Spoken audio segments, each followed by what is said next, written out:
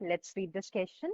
The question says, name the law which allowed the British government to restrict the import of corn. तो question हमसे पूछ रहा है कि उस लॉ का नाम बताओ जिसने ब्रिटिश गवर्नमेंट को हेल्प की कि कॉर्न के इंपोर्ट पे रोक लगा सके, रिस्ट्रिक्शंस लगा सके। अब हमें ऑप्शंस दिए गए हैं, a corn act, b food act, c corn laws, d import laws. Now coming to the key concept of the question, we are going to talk about कि ब्रिटेन में उस टाइम पे सीन क्या था। उस टाइम पे थी increased population Britain में 18th सेंचुरी में। अब तब भी पॉपुलेशन इंक्रीज होती है तो ऑब्वियस सी बात है जो डिमांड होती है ना फूड ग्रेन्स की, उसमें भी ज्यादा इंक्रीज देखने को मिलता है क्योंकि उतने ज्यादा लोग हो गए हैं अब कंज्यूम करने के लिए।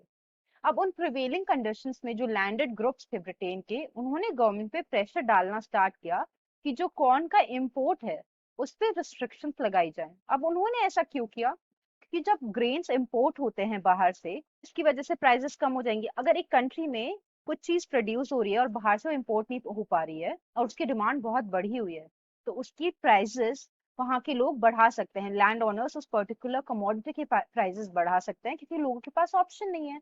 पर अगर वही सेम चीज बाहर से इंपोर्ट भी हो रही है तो प्राइसेस ऑब्वियसली फॉल हो जाते हैं। तो जो ब्रिटिश लैंड ओनर्स थे, जिसमें मैक्सिमम मेंबर्स पार्लियामेंट के थे, उन्होंने गवर्नमेंट पे प्रेशर डालना स्टार्ट किया और गवर्नमेंट ने एक लॉ निकाला, restrict the import of corn, जिनको बोला गया है corn laws. So the final answer to the question is option number C, which is corn laws. Hope you understood it well. Best of luck. Thank you so much.